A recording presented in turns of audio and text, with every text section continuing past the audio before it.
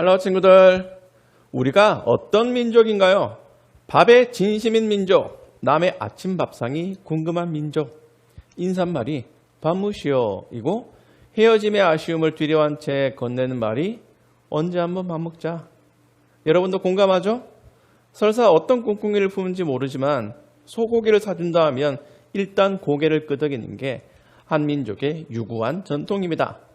그래서 주기도문에서 특히 오늘 우리에게 일용할 양식을 주시옵고의 진심을 꾹꾹 담을 거예요. 흑심도 담겠지. 일용할 양식이 아니라 오늘의 미식을 허락해 주시옵소서. 밥을 먹는 건요, 생존의 최소 필수 요소입니다. 없으면 죽어요. 하지만 어느 선을 넘으면 탐식이 되어 죄를 짓는 행위이기도 해요. 오늘 말씀을 통해 이 먹는 것 그리고 거기에 붙은 불평불만 왕짜증을 살펴볼게요. 기도합시다. 하나님 아버지, 따스한 밥을 먹고 말씀을 펴니다. 영의 양식도 잘 먹게 해주세요. 예수님의 이름으로 기도드립니다. 아멘.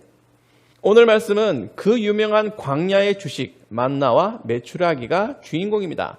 혹시 이름만 알던 친구라도 찬찬히 읽으며 내용을 정리해 봅시다.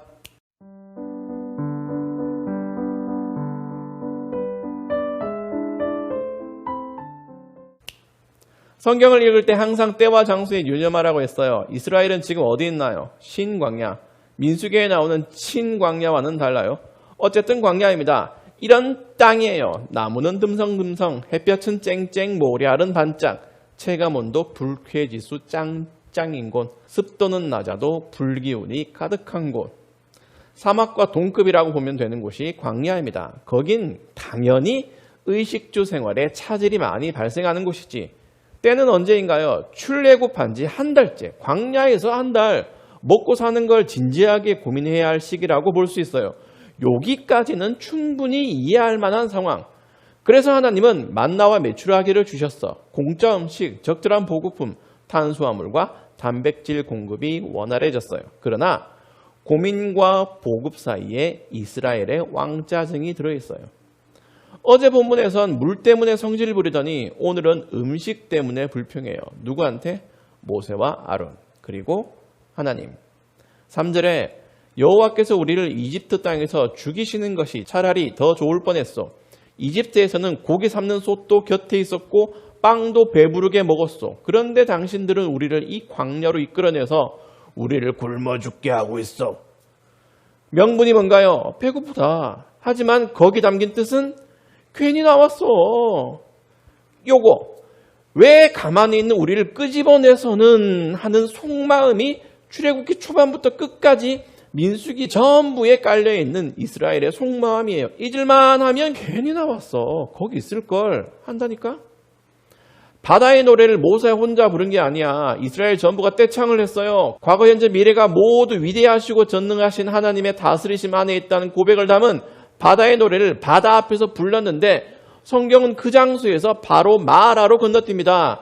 찬양과 불평을 대조해요. 홍해는 하나님이 이스라엘을 이집트에서 완전히 끊어버리신 장소예요.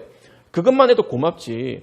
비참한 인생이 자유롭게 되었는데, 그러나 이스라엘의 성량이 어떤지 보여주려고 성경은 홍해와 마라 사이의 사흘길 에피소드를 건너뛰고 바로 물 때문에 일어난 원망을 다루고 16장에서는 음식 때문에 중내산해하는 민낯을 까발리는 거예요.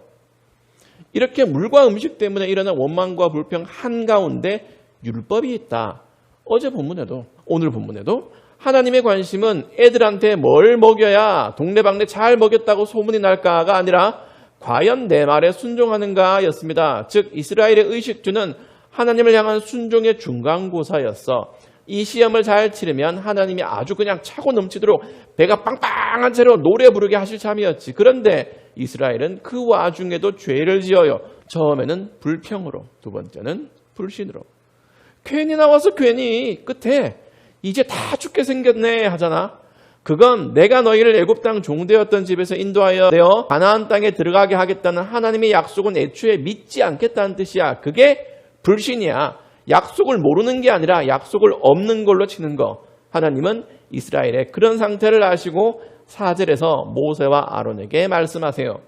그때에 여호와께서 모세에게 이르시되 보라 내가 너희를 위하여 하늘에서 양식을 비같이 내리리니 백성이 나가서 일용할 것을 날마다 거둘 것이라 이같이 하여 그들이 내 율법을 준행하나 아니하나 내가 시험하리라. 일용할 양식은 생존의 차원이 아니라 하나님을 신뢰하느냐 마느냐의 고차원적인 문제와 얽혀 있어요. 일용할 양식은 배달의 만족을 누리는 문제가 아니라 삶 그 자체입니다. 매일 치르는 하나님의 모의고사입니다. 식사로 신앙이 평가돼요. 한민족이 음식의 진심이듯이 그리스도인은 일용할 양식의 진심이어야 해요. 그리스도인으로서 생존이 음식에 달려 있어요. 보이는 음식과 보이지 않는 음식 둘 다. 여러분도 진성 한국인이어서 먹는 거 좋아하죠? 뭐가 좋을까? 반반 무마니, 짬짜, 부먹, 찍먹, 불맛 쭈꾸미, 밀면? 혹시 여러분은 거기 관심을 두는 수준의 절반이라도 보이지 않는 음식인 말씀에 공을 들이나요? 한 절이라도 섭취하지 않으면 헛헛한 거, 그런 거 못 느낌? 그 느낌 모르면 헛산 거다. 교회를 다니면서 한 번도 그런 결핍을 자각하지 못했으면 그리스도인으로서 인생을 하루도 살지 않았고 신앙의 유급 상태야. 말씀을 가까이 하지 않는 것 자체가 하나님께 순종하지 않고 있다는 현재 진행형의 불순종 상태입니다. 그러면 여러분은 하나님의 약속에 대해서 불신하고 있을 거예요.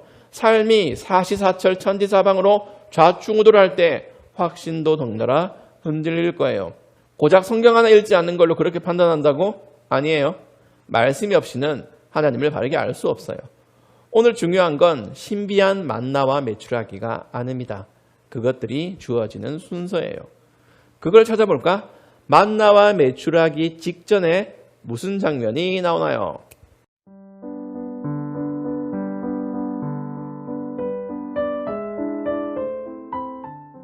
10절에 그러자 아론이 이스라엘 모든 무리에게 말했습니다. 아론이 말을 할 때에 무리가 광야 쪽을 바라보니 여호와의 영광이 구름 속에서 나타났습니다. 하나님은요, 당장 급한 식생활을 해결해 주시기보다 먼저 당신의 영광을 나타내셨어요. 보세요. 먹고 감사하며 하나님께 영광을 돌리는 게 아니라 그 영광을 먼저 본 후에 음식이 주어졌어요. 이스라엘은 개념부터 챙겨야 돼. 먹고 살기 힘들다고 투덜댈 때가 아닙니다. 하나님을 경외하는 법부터 배워야 돼요. 하나님을 경외하지 않으면 신뢰할 수 없거든. 경외심이 없으니 불신이 생기지. 어제 본문 마라에서 하나님은 율법을 세우셨고 오늘 본문 사들에선 내가 가르친 대로 하는지 하지 않는지를 시험해 보겠다고 하셨어요. 그 순종에 비하면 먹고 사는 건 아무것도 아닙니다. 왜냐? 먼저 그의 나라와 그의 의를 구하면 의식주는 당근으로 따라오는 거니까. 신앙은요, 하나님을 바르게 알고 경외하는 마음은 한 꼭지도 없이 규칙을 준수하는 게 아닙니다. 말씀을 가까이 하지 않아서 말라 비틀어진 껍데기 수준으로 종교생활만 하는 사람은 광야길과 같은 신앙생활을 견뎌낼 수 없어요. 그래서 말씀을 향한 태도가 곧 신앙생활의 척도인 겁니다. 그리스도인이 하는 모든 행위, 예배, 기도, 찬양, 소망이 말씀에서 출발하니까. 그래서 말씀 없이 뭘 한다는 것 자체가 깍대기 신앙이라는 증거입니다. 먹고 살기 힘들죠. 맛있는 거 못 먹어서 속상해. 맨날 같은 거 먹어서 속상해. 돈 벌어야 할 걱정에 짜증은 풀업이야. 그때가 바로 여러분의 신앙이 모의고사장에 있는 겁니다. 먹고 살기 힘들다고 짜증내지만 말고 그보다 더 먹기 싫어하는 말씀을 꼭꼭 씹어 먹으면 좋겠네요. 뭘 누리게 살지보다 어떻게 살아야 할지 고민하세요. 구체적으로 지금 당장 뭘 해야 될까?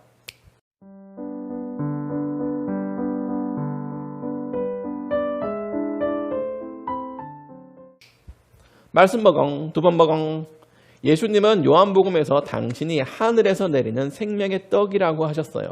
이스라엘이 만나를 먹고 살았듯이 예수님을 믿는 건 우리가 매일 살아갈 수 있는 은혜의 증거입니다. 그 은혜를 되새기기 위해 영혼의 양식을 잘 먹어야 되겠죠? 큐티 일주일 내내 하기 어때요? 조금 까다롭긴 하겠지만 한번 도전해 보세요. 바로 거기서 하나님 경외와 의식주 보장, 아름다운 식사 생활이 유지될 겁니다. 기도할게요.